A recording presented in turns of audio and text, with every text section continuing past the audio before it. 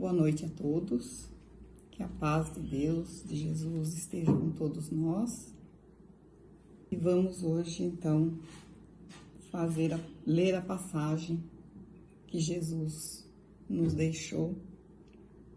É um tema que nós vamos pegar do Evangelho, do capítulo 25, que é Buscai e acharei, aonde tem essa passagem que é não vos canseis pelo ouro. Essa passagem, esse exemplo que Jesus nos dá aqui, vem calhar bem para o que a gente está vivendo nos dias de hoje, né? Com essa pandemia, com esse problema todo que a gente está vivendo. O que Deus quer conosco com esse tipo de problema que o mundo está vivendo, porque parou o mundo, né? A gente tem uma ideia disso, do que é parar o mundo, não 100%, mas pelo menos 70% parou, né? Tudo. Então vamos refletir sobre isso e pensar assim que isso daí está vindo para uma coisa boa, porque tudo que é ruim sempre traz uma coisa boa para a gente. Então eu acho que Deus quis fazer com que a humanidade parasse e desse uma refletida, né? Porque estava tudo muito acelerado, a humanidade caminhando aceleradamente, mas sempre em busca do ouro, né? Sempre em busca do querer mais, seja dinheiro, poder, sempre querendo mais e deixando às vezes coisas que eram simples, mas que teriam um valor muito maior. Então a gente vai refletir sobre esse tema que nós vamos aqui estudar hoje, que fala mais ou menos disso daí, né? Essa corrida pelo ouro, que é uma corrida pelo supérfluo, porque Deus sabe aquilo que nós precisamos para viver. Então, se nós trabalhamos, fazemos a nossa parte, nós vamos ter o nosso essencial. Então, vamos agora, então, ao tema, né? Que é, não vos canseis pelo ouro. Jesus, como já estava prevendo que ele não ia viver muito tempo, né, aqui na Terra, porque desde que Jesus começou a pregar, ele viveu poucos anos. Então, ele preparou os seus apóstolos para que desse continuidade à palavra dele. Então, ele reúne os seus apóstolos e vai distribuí-los para cada dois em dois eles iam, sempre para que um tivesse a companhia do outro e fosse pregar a sua palavra, onde quer que fosse, como ele estava fazendo. Mas antes ele reúne e ele diz para os seus apóstolos: não, vocês vão pregar a minha palavra, tudo aquilo que vocês aprenderam, vão fazer curas, tudo o que eu faço, vocês são capazes de fazer. Mas antes disso, ele diz para eles: vocês vão com a roupa do corpo, não levarão nada, não levarão ouro, nem prata, nem 2 sandálias, nem 2 túnicas, porque todo o trabalhador, ele é digno de ser alimentado. Então, vocês não vão se preocupar com provisões. E esse tipo não é estranho Jesus ter falado isso, porque naquela época, cada morador de beira de estrada ou caminho, né, porque era mais caminho que estrada, as pessoas já construía sua casa já com um lugar específico, um celeiro, fosse lá o que fosse, para hospedar esses andarilhos, que eram raros, mas tinha. E aí eles hospedavam, davam de comer e a pessoa seguia viagem. Então não é estranho que Jesus diz, né? Sigam sem provisões. E nós sabemos que todo o trabalhador que trabalha, ele é mesmo digno de ser alimentado. Seja lá um trabalhador que trabalha numa ONG, voluntários, eles estão trabalhando, é um trabalho. Então, os apóstolos faziam esse trabalho de levar a palavra de Jesus. E ainda Jesus lhe diz: em qualquer cidade ou em qualquer vila que entrardes, informai-vos primeiro de quem é digno de vos alojar, e permanecei até que vos fordes, né? Até que for embora. E entrando nesta casa, saudai-a, dizendo que a paz de Deus esteja nesta casa. Se a casa for digna, a paz ali estará. Se não for, a paz retorna para vós. Então, a casa tinha que ser digna de recebê-los, né? Eles tinham que estar, assim, preparados para receber a palavra de Jesus e também para hospedá-los. Quando alguém não quiser de vos receber, Jesus lhes diz, e nem escutar a vossa palavra, sai desta casa ou desta cidade, sacode o pó da sandália e vai procurar pessoas que estejam com vontade de ouvi-la, estejam preparados, né? Estejam preparado para ouvir a palavra de Jesus, porque tem pessoas que não estão afim de ouvir. Então, Jesus sempre dizia que quem não tem ouvido para ouvir, não vai ouvir, né? Então, ele que procurasse pessoas que estavam a fim de ouvir realmente. E ouvir a palavra de Jesus é ouvir e assimilar aquela palavra, levar para frente, pôr no seu dia a dia, na sua vida, né? Então, quem não estava preparado era jogar a conversa fora, porque não ia mesmo adiantar. Então, todas essas palavras de Jesus naquela época, ela não era estranho, né? Porque era de acordo, então, com os costumes do Oriente, onde os viajantes eram raros, e hoje, em tempos modernos, as coisas mudaram. Porque nos dias de hoje, se Jesus fosse mandar os seus apóstolos, não tinha como falar para eles não levarem nada e não, né, que eles iam ser alimentados, porque acho que não iriam ser e não ia ter lugar para dormir também. Que hoje ninguém mais vai alojar andarilhos e tal. Mas naquela época, então, toda essa palavra de Jesus, ela era aceita, né? Então, a gente entende que naquela época era assim. Então, as instruções de Jesus aos seus discípulos têm um sentido moral muito profundo, porque Jesus ensinava a seus discípulos a se confiarem na providência divina. E também, eles nada tendo consigo, né, nada de valor, não levando nada, a cobiça daqueles que o recebessem também não ia ter. Porque hoje em dia, você está sempre preocupado se você está levando alguma coisa de valor com você. Preocupado em como guardá-lo para que ninguém veja, para que você não seja roubado, né? Então, era disso. E também, Jesus diz, você vai conhecer quem realmente é caridoso, porque só os caridosos iriam alojar esses apóstolos, esses discípulos de Jesus, que não tinham nada, que não tinham com que pagar. Então, só alojavam quem realmente tivesse um bom coração, né? Fossem pessoas de bem, pessoas caridosas, porque sabiam que eles não tinham como pagar, né? Não iam pagar com nada. Então, era pura caridade mesmo. Então, ali já se conhecia quem era caridoso ou quem não era. E quanto àqueles que não quisessem recebê-los e nem escutá-los, Jesus dizia, deixai-os. Quer dizer com isso que não devemos forçar o nosso irmão, a ninguém a querer escutar a nossa palavra.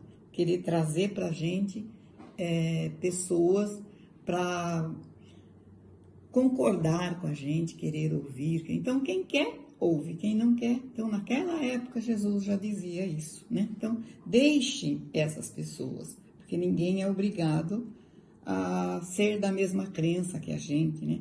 E assim, o Espiritismo também age. O Espiritismo também nos ensina de que nós não devemos forçar ninguém a adotar a nossa crença, que não precisa pensar do mesmo jeito que a gente pensa.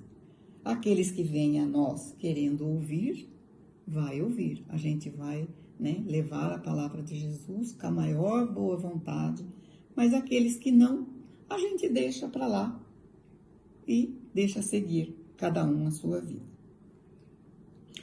Antes de tudo, nós devemos manter a confiança de que as nossas necessidades sempre estão sendo avaliadas pelos benfeitores de Jesus, tanto no que se refere ao sustento físico, como no que for preciso para progredirmos em nossa caminhada espiritual.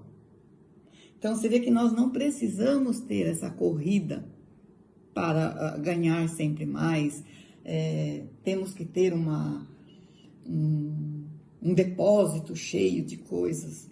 Não, nós devemos trabalhar normal, né, sem essa corrida, sem se preocupar tanto com ter sempre mais, mais e mais. Então, essa passagem, ela nos alerta para isso, porque Deus, ele conhece as nossas necessidades e as provê segundo o necessário. Mas o homem, ele é incansável em seus desejos.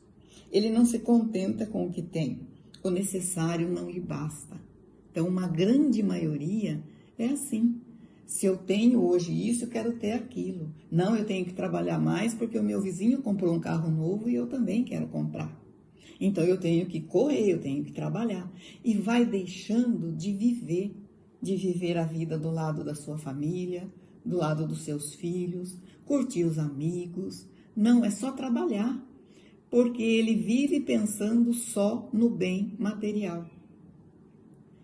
E é pelo contrário, nós deveríamos sim nos preocuparmos com o bem espiritual, porque é o espírito que vai voltar para sua antiga morada e não vai levar nada daqui. Nós não levamos nada. Do jeito que viemos, voltamos, sozinhos e sem nada. Então, essa passagem, ela nos alerta para isso, né? A preocupação maior teria que ser com o espírito, porque a vida aqui, ela é tão curta. Todo mundo fala, a vida aqui é passageira, mas só fala da boca para fora, não para analisar, nossa, é mesmo. O que é 60, 70 ou 80 anos? Não é nada comparado com a eternidade. E as pessoas se preocupam muito pouco com essa preparação para a vida além daqui da Terra, né? Porque é o espírito que precisa crescer, é o espírito que precisa evoluir. E é por isso que a gente está aqui. Nós viemos com esse destino. Deus nos deu a vida e a oportunidade de estarmos aqui para crescermos espiritualmente. Senão não faz sentido o que estamos fazendo aqui, né? Então, nós viemos sim para crescer, para evoluir. Agora, depende de cada um. Mas todos vão ter que evoluir, custe o que custar, o tempo que demorar, né? Se não consigo nesta vida, vou conseguir numa outra. E assim, sucessivamente, a gente vai indo e voltando, indo e voltando. Então, se a gente se preocupar mais com a parte espiritual e menos com essa corrida, né, atrás do ouro, eu acho que o mundo mudaria, porque a gente daria mais valor a coisas que realmente têm valor. É claro que Jesus não recrimina quem trabalha e consegue evoluir materialmente falando. Todo mundo tem esse direito, mas sem aquela ganância, sem prejudicar um aqui e outro ali, para que ele consiga. Então, é isso que é abominável, né? A gente tem que tomar cuidado para que isso não aconteça. E se preocupar mais com essa parte espiritual. Então, nós estamos vivendo esse momento com essa dificuldade, e tem quem às vezes fala, mas cadê Deus? Aonde está Deus que ele não vê isso? Né? Está morrendo gente, crianças, adultos, idosos com essa pandemia.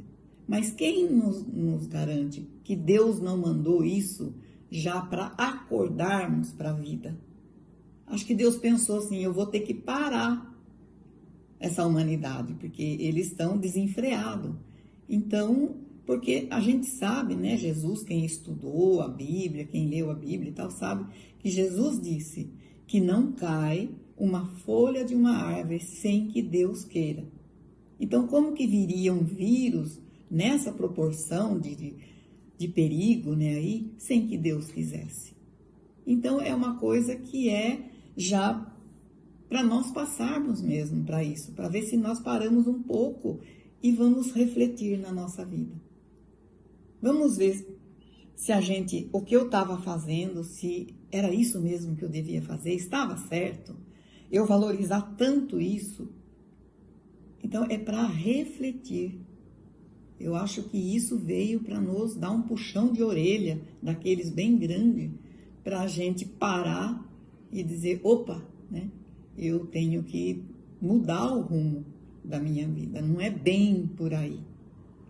Então, vamos refletir sobre isso, para que nós possamos entender e tirar coisas boas dessas coisas não tão boas, né?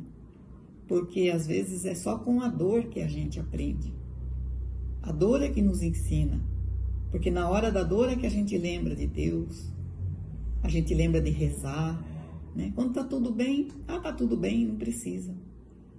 Aí começa a descambar para outras coisas. Então eu acho que essa passagem, essa mensagem aqui, ela caiu bem, né, para os dias de hoje.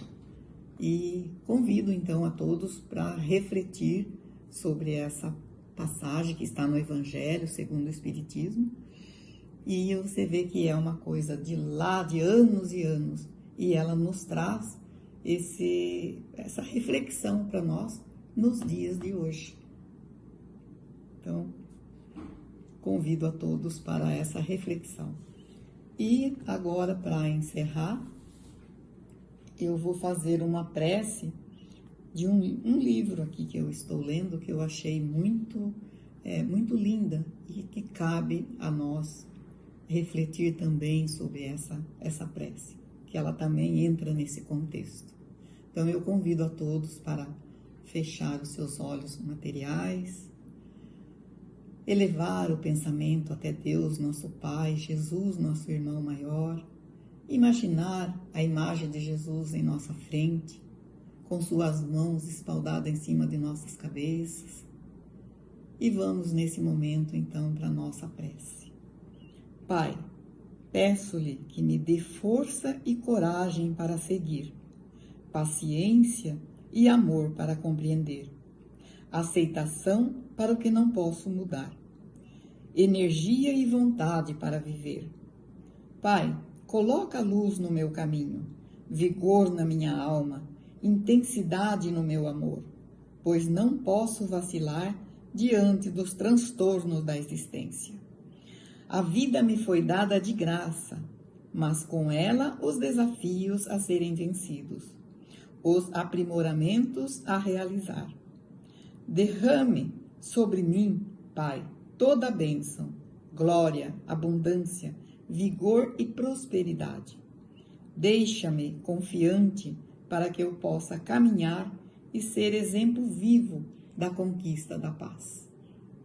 E que a paz de Deus esteja com todos nós. Que assim seja. Graças a Deus e graças a Jesus.